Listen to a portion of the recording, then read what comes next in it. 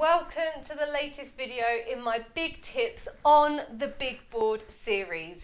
Now today's big communication tip is looking at structuring our presentations and any type of communication that we need to do, trying to think about how we're going to structure it in the best way possible. This is especially relevant when we need to develop a presentation, prepare for a particular update in a meeting, and we're sitting there thinking, I have no idea where to start. So we're going to start to think about ways to structure our presentations and approach the preparation for them as well. And to do that, we're going to take you on a little bit of a diagram to show you ways to structure your presentations. The first thing to think about is the flow of your presentation, and almost seeing it as a bit of a story that you're taking your audience on a journey. So you've got your start, you've got your middle, and you've got your ending. You're going to start really strongly, you've got the main bulk of the content in the middle, and you're going to end with as much impact as possible. So see it as a bit of a journey that you're taking your audience on. That's just to really get ourselves in the mindset to start structuring the presentation. The next thing to think about is your one main message that you want to get across. This is almost the real heart of the presentation that you're going to be doing. What's the one key message that overrides the whole thing, the purpose of the talk that you're going to be doing? And be really clear with that, because everything's going to make sure that your content feeds into that one main message and that it all makes sense. So think about what that one key message is. Then think about, and I like to use the rule of three quite a bit. You might have more points that you want to make, but then think about the three key points that you want to help bring this message to life. You've probably heard of the research around the rule of 3, 5, 7. It's easier to remember.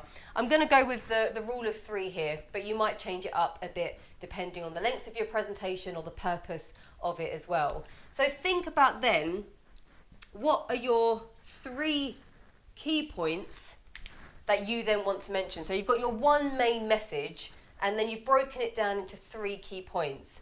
Another way of looking at this is, okay, how do I then want to present this information? So this is my main message. The first key point, I'm going to put a poll out to the audience. So I'm going to use a bit of an activity to then get them engaged. For my second point, we're going to go to some slides. I've got some images to bring this to life. For the third point, it's just going to be me on screen delivering some information about this topic. It's a way to start forming the content of your presentation. Like I said, when we've got that mind blank moment of not knowing where to begin. The final thing to then ask yourself is the so what question. We've probably heard this mentioned before, but applying the so what question really helps to make sure that all of the content we're including is relevant to the topic that the audience is expecting to hear about. So really look at the points that you're making, the content that you're putting out there, and if there's an opportunity that someone might say, so what? Then you need to make sure that you're showing that there's relevance to the points that you're making, rather than them seeming a little bit random. And that's why there's this flow here. The one key message, everything's driven by that.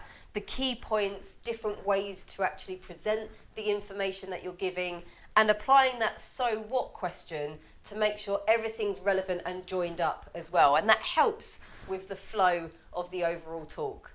Now this is really just scratching the surface when we're looking at starting to structure presentations, but it's a starting point at least. And that's what the big communication tip is today. How to approach structuring a presentation. Think about the flow, see it as a journey, the story that you're taking your audience on. Really identify the one main message and the purpose of your talk. Then break it down into maybe 3, 5, 7. 7's quite a lot. I like the rule of 3, but however many is relevant for your presentation. And also alongside that, thinking about how you're delivering that content. And finally applying the so what question to make it relevant. There we go, big communication tip today using the big board. If you found this video useful, check out even more ways to upgrade your impact by subscribing to my YouTube channel.